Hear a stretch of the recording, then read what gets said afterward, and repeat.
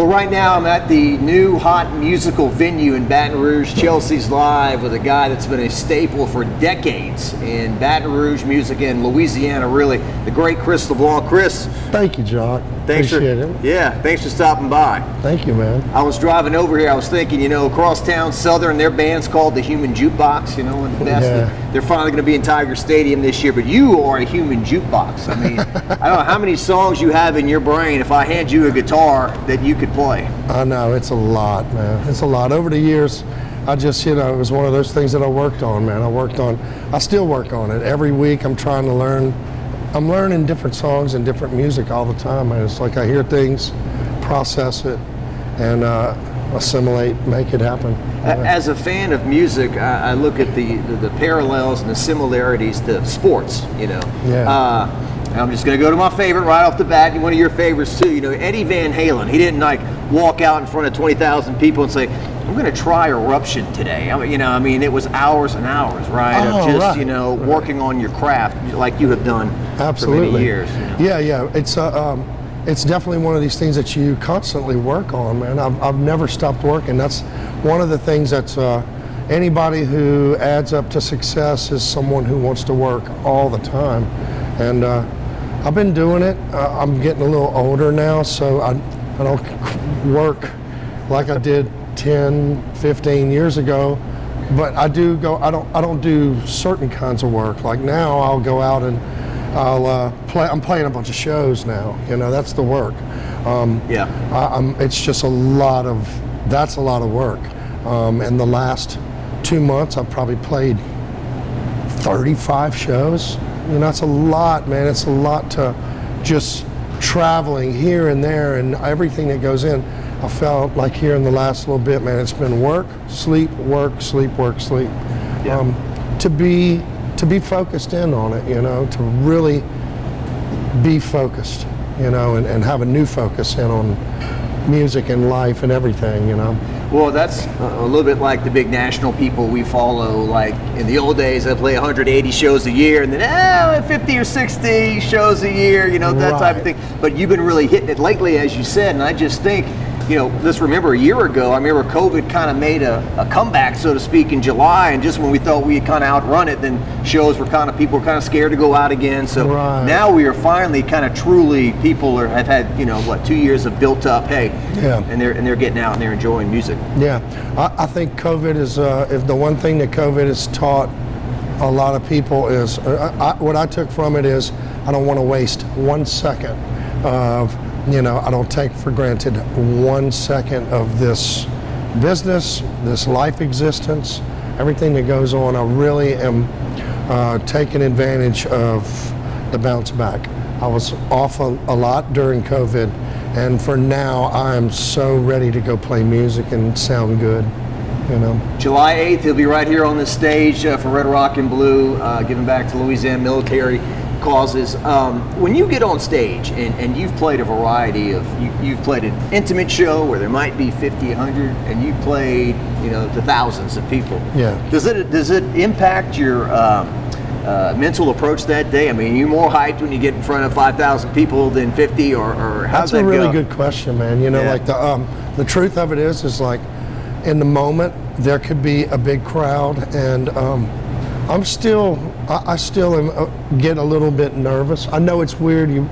I play enough shows that you wouldn't think that, but when I say nervous, I just turn it into another kind of energy where I know if there's going to be a big crowd there and there's an expectation put on me, then I must deliver. And for that puts me in the place. It's like, I think it's like, I equate it to what a pro athlete might go through, where, where there's time, it's time to go work, and there's this hyper focus that comes into play. And I'm not going out and sound bad these days. I will sound good. And for that is just focused in and to be great, Yeah, that's what I want to be, I saw you live after 5. You were tremendous, and even at the end of the show when you played the national anthem, that was fantastic. Yes. You got the Hendrix on, and that's what it was. You know? I feel like it. It's like I believe that's probably the best piece of music I play on any of my gigs. You know, I mean, it's the most that counts. You know, it's like to think that, you know, I want to play it at the front of my gigs and the end of my gig. You know, I've done it a few times where, you know, you go open a gig with the national anthem, everything after that's going to be killer. You know, yeah. It's like a sporting event or something. But you know, for sure, man, to be able to go and do that is, oh man, it's the whole reason I feel when I'm playing this. It's for everybody else, but you know, it's just that it says something. It's like a thing that says we have the freedom to do all of this, you know. Yeah. And I'm so thankful for that, you know. There's something about the power of that electric guitar combined with the national anthem that really makes it hit home, you know. Yeah. I mean, I go to sporting events all the time, and, you know, to hear people sing it, it's always great. But I know. You can't really break that out typically, you know. I know. I need your help with this. I know you're connected with everyone. I want to play it like before one of these, you know, college, you know, sporting events. It would be so dope, you know? It would be. There's always that, well, we're going to keep it conservative, you know, or we replay Whitney Houston at the Super Bowl, you know, we play that. Which, that's incredible, you know, she's incredible.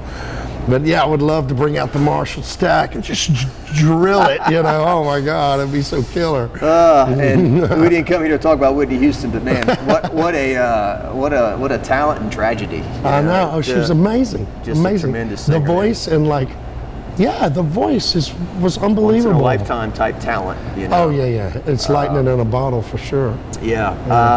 So musically, there's so many things I could talk to you about.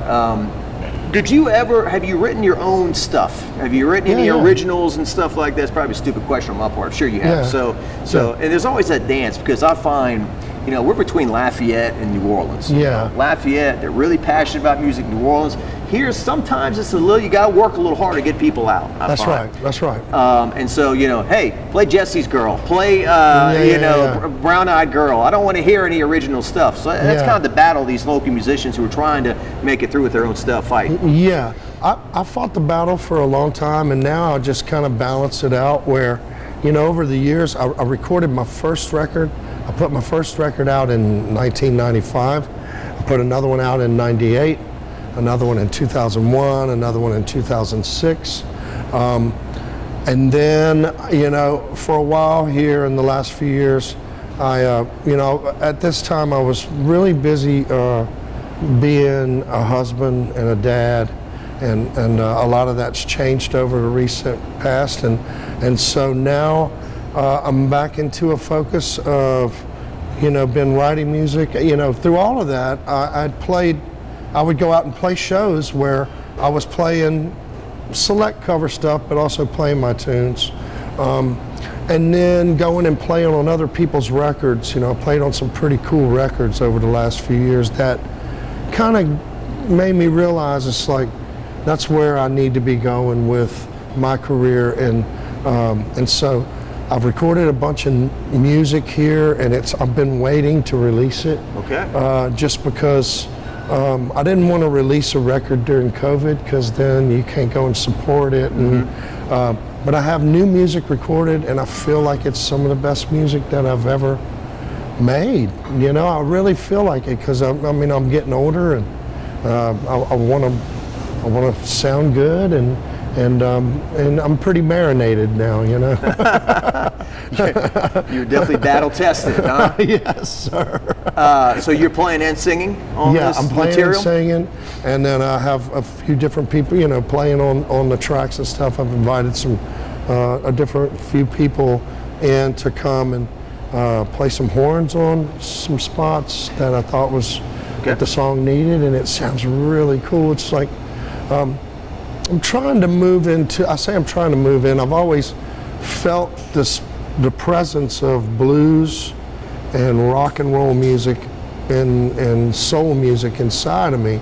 But I really I'm really kind of excited about maybe moving into like a retro soul sound that would be, you know, there's so much great music that I've been pulling from my whole life, from different songwriters and singers, and I just feel like there's a sound within that will never get old. You know, I mean, you know, there's a lot of bands that move towards that now. A lot of musicians that are moving into this direction of real sounding retro soul music that I feel like is a piece of what I do, you know? Yeah. You ever go to Chimes for brunch on Sundays? They play that old Motown stuff. Yeah. And it's just like, this stuff's undefeated, you know? It's just like, I mean... It wins all the time. Yeah. It's never, I mean, you can never lose listening to Sam Cooke, Otis Redding, you know, all the great soul singers that I listen to, and I go, wow, this is the best. You know, it is the best. It's the best. Yeah. It's interesting the story about Marvin Gaye, what's going on. They initially did not want him to release that song. They wanted everything to be happy, happy, smiley, smiley. Right. And I think the record company obviously said, well, we were wrong about that one. You know, that was, you know, he became, I mean, it's a song, you know, what's going on is like a soundtrack of a decade or decades. You know, what's going on is like so heavy. What's going on right now? Yeah. You know, why are we still killing each other? What is going on? You know, that's where I'm at. I'm like, I can't handle it. You know, I'm a 60s kid. I say, I'm born in 69. I'm a 70s kid, you know, where there's like, it was a different world, bro. You know, you and I both know, man. And like, I feel like, the world is on fire, and I got to put the fire out with love, man. You know, and love and music, and that's just where it's at. I can see it now. I can see more and more now that the world needs love like never before, you know. And that's what we're here to do. That's what we're doing this whole event for, you know. Yeah, absolutely. Showing the love, man. Absolutely. You know? Well, I appreciate that. And then I was at the NCAA baseball regional in Hattiesburg. They kept playing "Everyone's a Winner." Is that Bill Withers? You know, that's another great, like, you know, jams, dude. Yeah, great stuff. Great stuff. Yeah. Things are so different these days with music, right? I mean, when you and I were growing up, they had these things called record stores, and you would go and buy. It's my favorite place to be. Yeah, you'd go buy cassettes, and then they had these things called CDs, and then somebody reminded me that Tuesday was the big happy day because that's when all the new stuff came out, right on Tuesdays. Yes. And an artist could sell 7 million copies, 10 million copies, or, you know, Michael Jackson Thriller just like 30 or 40 million. Oh my God, right? And make all that money. These days, people aren't buying music, right? I mean, all the money is in the live performance. You are correct.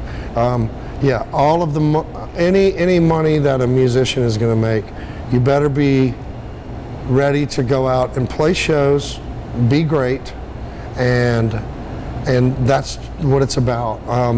You know, previously, you know, I was kind of on the tail end of things where I put out an independent record.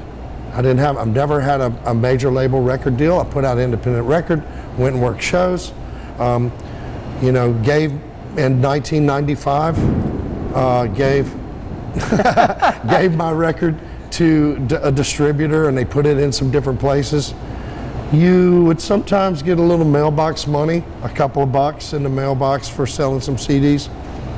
You know, that doesn't happen now. So what's going on is that, it's about going out and building your audience.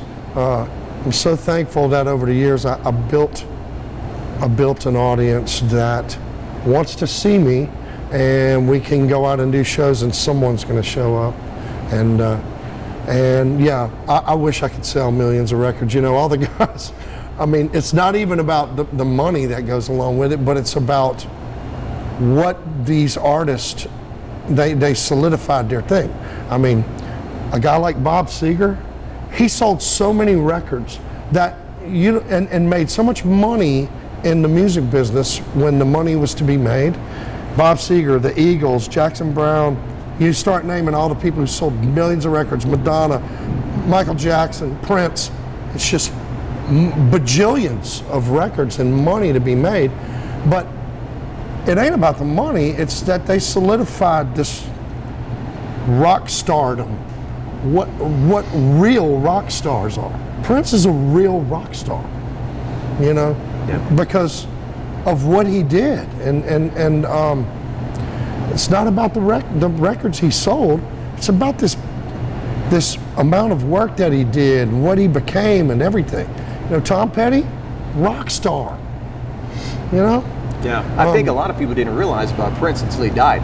Oh, he played drums. Oh, he played guitar. Oh, he played bass. He could play everything. Yeah, what do you call the multi-instrumentalist? Yeah. And a producer and a writer, and did his first records.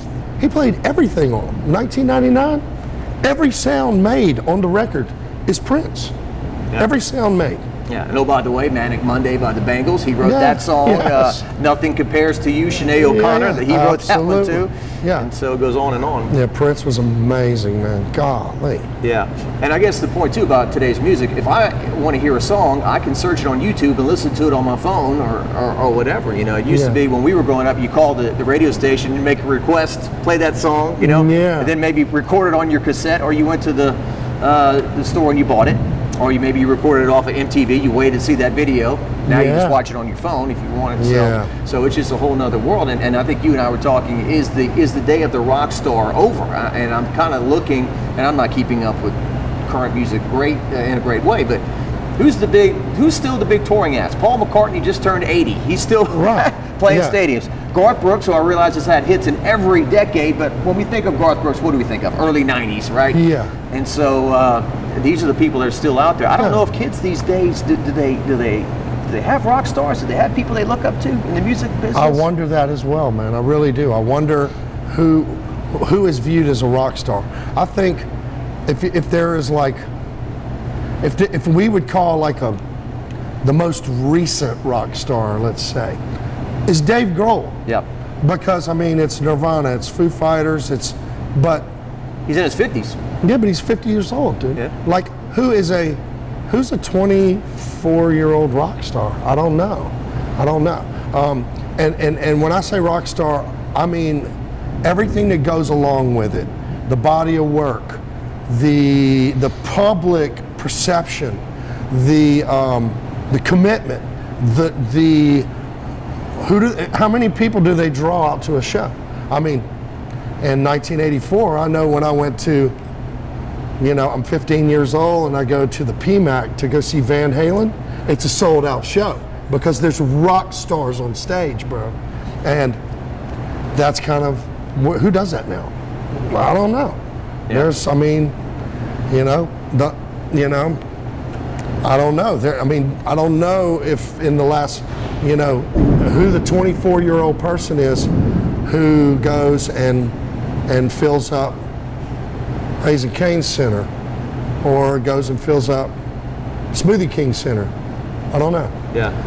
We kind of had that new generation of the Godsmacks and people like that, but I think that's even going back now 10, 15 years. It's done, yeah. So yeah, and I just think the attention span too these days, for them to listen to a song for 3.5 minutes is a big commitment. It is, bro. It is. It's TikTok 10-second videos right. on a loop. You know what I noticed, Jacques? I don't know if you've noticed this as well. I watch late night. If I'm watching The Tonight Show, the musical guest, their performance is 1 minute and 45 seconds, maybe 2 minutes. There's no drawn out big piece of. They are making their presence as what it would be seen on TikTok or a video on Facebook that long. Yeah. Maybe one verse, the chorus, loop the chorus, and then done. Yeah, exactly what they would do on American Idol, America's Got Talent, blah, blah, blah, The Voice, any of these. It's just kind of turned into I don't know, just do people care about a 3.5 minute song anymore? That's the question. Right. And I'm going to be the dude who's I'm there. I love 4-minute songs. Yeah, right. Really. Or is that too much to ask in the world? Stairway to Heaven. Yeah. Tuesday's Gone's 8 minutes. Yeah. Right. Freebird's long. I mean, that's kind of the exception. No one would do. That won't even play on the radio. And I got a DeVita. That's way out 13 there. 13 minutes. Meatloaf was Devil by the Dashboard or whatever. That one goes. That's a marathon. But what was it Dream Theater? Those guys play these obnoxiously long songs that like one side. Well, I say side. That's not even a thing anymore. Like 20-minute songs or whatever. Yeah, right. So it's something. Yeah, I think it's all kind of seen in a different way these days. You know. And in a way, it might be cool. I might need to kind of start really thinking about that when I am writing a tune and going, hey, all I need is 2.5 minutes of, you know what I mean? Yeah. I think John Bon Jovi said, "Don't bore us, get to the chorus." Right? Yeah, that was like his. That is you know, like "You Give Love a Bad Name." They hit you with that right out of the box, right? So, and another thing too that I've noticed recently is that kids are paying money to go see a DJ. Like, you know, a guy playing records or spinning stuff, and thousands of them jumping up and down. It's blowing it up. Yeah, I mean, I guess I'm sounding old now, but we just didn't do that, right? I mean, no, man, we want to see the act of the thing, you know, the act. Yeah. So as we progress, you know, I just want to get your take on a couple of things. And I'd hear about you on the radio before the internet and stuff. Growing up in Lafayette, I'd hear about this guy, Chris LeBlanc, Eagle 98.1, you know, come see Chris LeBlanc. And so in the early 90s when grunge hit, when it was not cool to smile anymore, not cool to be happy, you know, girls, and pour some sugar on me, that stuff, no, you know, it's over with.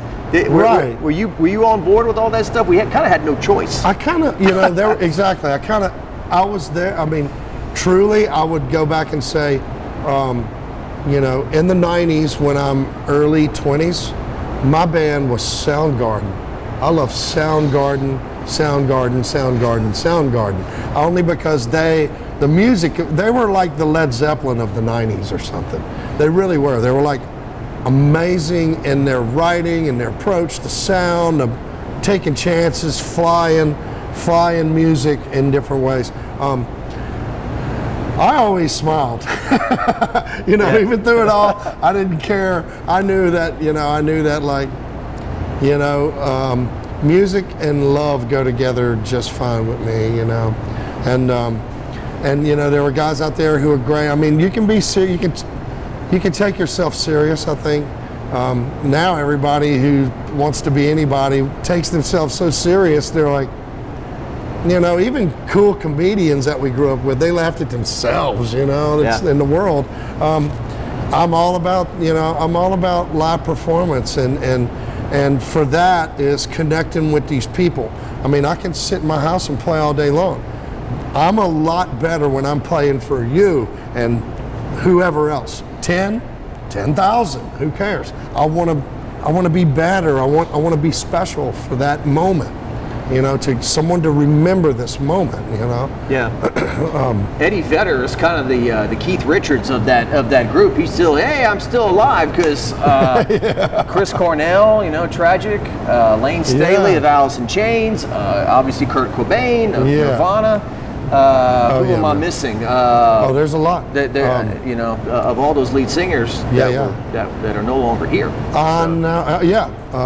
Scott Weiland. Scott Weiland, yes, that's the one I was missing. Amazing. You know? When Lava Cantina was still open. Oh, you saw that show? I was not there. I heard about it. Oh, yeah. And I heard that he took one step off the bus and literally fell into some bushes. Yeah. And he had like a cut on his face that night. He was scheduled to play 90 minutes. He played like 45 or something. You know, and it was just a matter of time. Any day you were just waiting Scott Weiland's going to die today. Yeah. I mean, just could not turn back from that. I don't understand that, man. I really don't understand. I guess, you know, I don't understand it, but what's to understand? Yeah, you get everything that you dream of, right? You got money and fame and everything. I mean, at least you could go on your name, you know. I mean, even if you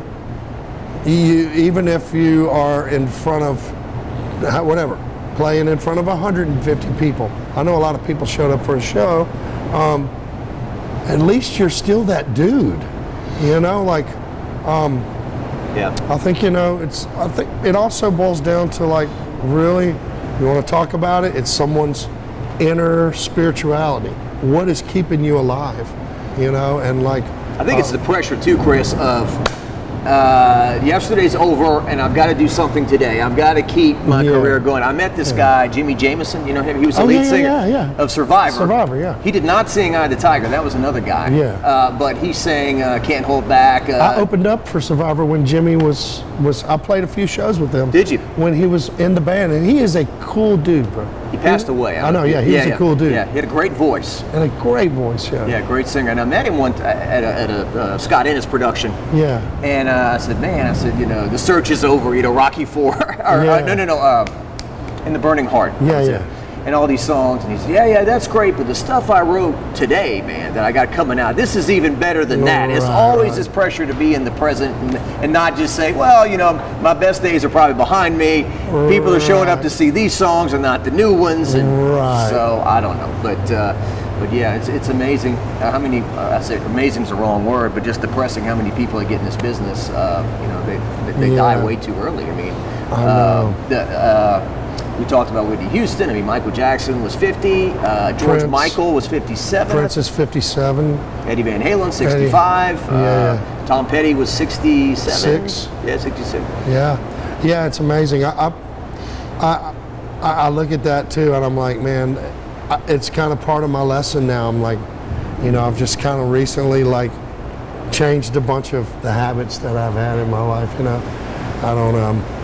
I don't do a lot of the things that I used to do, and I don't drink, I don't smoke, not anymore. I don't none of it, just because like I'm really like I just want to live. I want to live to play music, and like this life, you know, really is like a one-timer. It's a one-timer in this life, and there's so many things that I want to do. There's so many things I want to see. I want to feel. I want to go. I want to wake up every day and live my purpose, you know. And well, to a point you made earlier, Drew Brees once said, the great Drew Brees says, if you're not nervous, something's wrong. You know, even when you're the NFL's all-time leading passer, you're going to a game, and if you're not nervous to an extent, something's wrong. There's something about that I love him. That dude. I want to meet him one day, because I mean, he is a great at whatever he does. You know, it's like you just kind of want to, you want to feel what greatness is. You know. Yeah. I met a lot of really cool musicians that I thought were really great, and they're all cool, and they're all just trying to make it on through. You know, and being a professional musician is so much like being a pro athlete. You know, it's really about performance and preservation. I think it was Aerosmith. I saw an interview with them one time, and they said one of the biggest fallacies in music is that you write good music when you're high or on drugs. And in the early 80s, they were all stoned out, and that's when they were writing a bunch of crap. They needed Run DMC to get them back on track with that Walk This Way, and they sobered up, and they, you know, it's like that old, remember that old PSA? This is the paper you wrote while you were on drugs, and this is the paper you thought you wrote while you were on drugs. In 1776, our country, and then it was like, so once a long time ago, these dudes got together and they formed a country, bro. You know, so it's kind of the same thing with performing, right? Like, man, I sang great last night when I was blasted, and you listen to it like, oh, I did not sing great. Exactly, man, exactly. So. You know, you look at those situations, and either someone was really clean and focused, or they were so high and so in this place of focus that it somehow happened. You know, I mean, there's Beatles, right? Aren't they the ultimate example? Like Sgt. Pepper's, Aerosmith as well, or like, you know, Brian Wilson with Pet Sounds. I mean, he was like, you know, I don't know what it takes to get to that place. I know I want to do it with a clear mind. Yeah. I want to do it with some clarity. I believe that clarity, you know, again, Drew Brees didn't go to work on a Sunday and be blasted. He was laser focused. You know, brain surgeons focus. You know? Kevin Falk played all those years with Tom Brady, and he'd tell me, like, we'd be in the off season and, you know, hey, Tom, have a hamburger. Hey, we're having some chicken, or, you know, or something fried. You know, nah, come on, man, why not? And he was always thinking, you know, down the road. like Yes. where he is right now, 45, 46, still playing quarterback, man. God, he's great. This greatness. And still looks way too good, right? It's like, do you have one wrinkle? Are you human? Right. It's like Tom Cruise in, Top Gun. He's knocking on 60. He's older than Wilford Brimley was in Cocoon back in the That's funny. in the 80s, doing his own stunts and Mission Impossible. Wilford Brimley was in a pool, So That is so hilarious. I guess when you make millions, you get people to take care of you all day, right? Oh my God, that is so funny, dude. Well, Cocoon is in the pool. We need these cocoons. it's true. It's true. Tom Cruise is like, I eat cocoons for breakfast. And then I go out and fly planes. Fly my own jets. I'm jumping race off of cliffs. Yeah. It's pretty amazing. Have you seen the new Top Gun? I haven't. I want to go see it. I've seen it 3 times. It's great, right? It's very good. Very gotta go see uplifting. this. It's not preachy. It's not political in any way. It's just like I gotta go see it, man. the first one. I mean, I grew up in the '80s and I saw it once. It was not a movie I watched over and over again, like Hoosiers or Rocky or Star Wars or whatever. Right. But I knew more about the soundtrack. Kenny Loggins, Highway to the Danger Zone. Absolutely. Berlin, Take My Breath Away. Absolutely. But this one, it was like, holy cow! I mean, they really perfected it. It's They great. did it, It's a huh? great movie. Yeah. I gotta see it. great I movie. gotta see it. So, all right. Well, it is pouring raining outside. It is, isn't It's it? ominous here outside Chelsea's. But once again, Chris is going to be playing here July 8th on this stage right here. We've got, I think, 6 acts altogether. It's going to be like a festival indoors. Yes. A festival without the heat. Yes, yes. The AC, have yourself a few cold ones here, and then get back. We take pride at Red Rock and Blue. We typically give $40,000 or $50,000 a year to Blue Star moms and Wounded War heroes and stuff like that to support local Louisiana military men and women. And this guy's just getting started in his career moving forward and in the Baton Rouge area here. Who are your influences? Before who are you? Who you listening to? You had 8 tracks back then? Oh, yeah. The truth is like my first memories of music were listening to Love and Happiness, Al Green, listening to my grandfather's 8 tracks in his pickup truck of Hank Williams Sr. Then my dad loved Motown, so it was a lot of Motown. Temptations. Temptations were at LeBlanc. They were supposed to be the other day. They were supposed to be the But other then I'm day. like, how many of those guys were in the band? Back. They actually didn't play. They had a problem with flights or something. But I was really influenced, man. But I was really influenced by, the music of the '70s. Oh my God! I could start naming them, and it'd be endless. Doobie Brothers. Yeah. Bob Seger. Yeah. He's the greatest, I'm bouncing around like a spaz. That's what I do. But what is your thoughts on these days? You see a flyer for a band. I'm going to take one, Foreigner, for example, and you go to the show, and not a single guy in the band is an original member. Yeah, it's not cool. It's not cool to me. It's just kind of not cool. I don't know. Yeah. You can go see tribute bands all day long. Yeah. I think that the new version of Lynyrd Skynyrd with one original member, Gary Rossington, it's kind of like not Lynyrd Skynyrd. They're playing the songs of Lynyrd Skynyrd. They're playing some of their songs, which is cool. I don't know one of their songs without Ronnie Van Zant. I just kind of don't think, I don't want to go see Soundgarden without Chris Cornell. I don't want to see Nirvana without Kurt Cobain. I don't want to see... Alice in Chains has continued with a new lead singer. And Stone Temple Pilots is probably cool with their new singer. I've seen some videos of it. I guess I could check it out and give it a, hey, it's cool. Yeah. I'm glad that people do it. It's cool because live music is live music, and Journey's been probably the most interesting, right? The fact they found that guy. I think he was like the 3rd or 4th choice after Steve Perry, or the 3rd or 4th one that they implemented.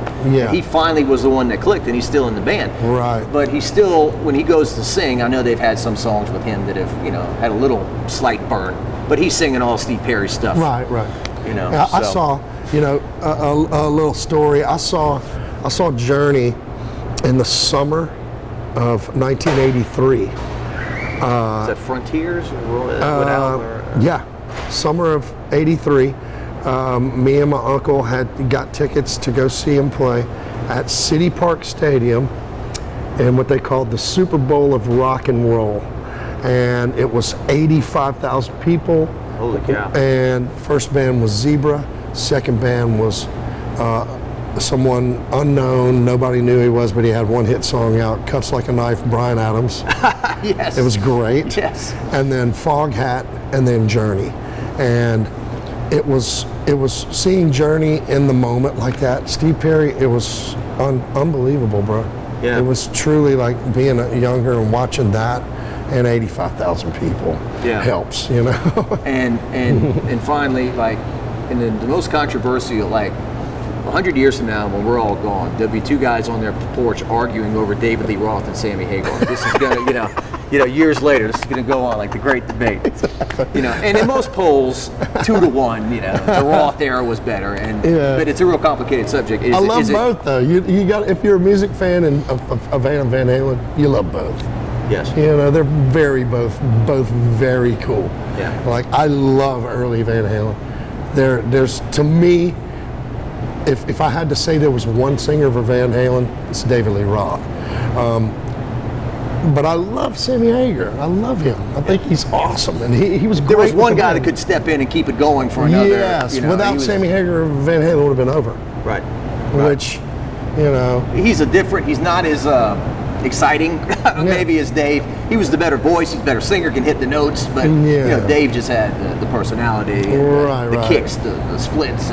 And it was a different approach too, I think, The songwriting was different. Yeah, the songwriting was different. Like in 1986, whenever Sammy comes into thing, I watched a video with David Lee Roth, and he's talking to Joe Rogan, and he's like, it's two different bands. He's like, David's going, I'm singing Ain't Talking About Love, and they're singing Why Can't This Be Love? Can't This Be Love?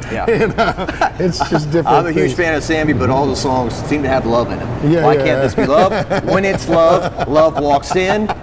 Can't Stop Loving You. Yes. Exactly. Don't tell me what love can do. I just kept going on. It's great. It's cool. Yeah. I love all of that.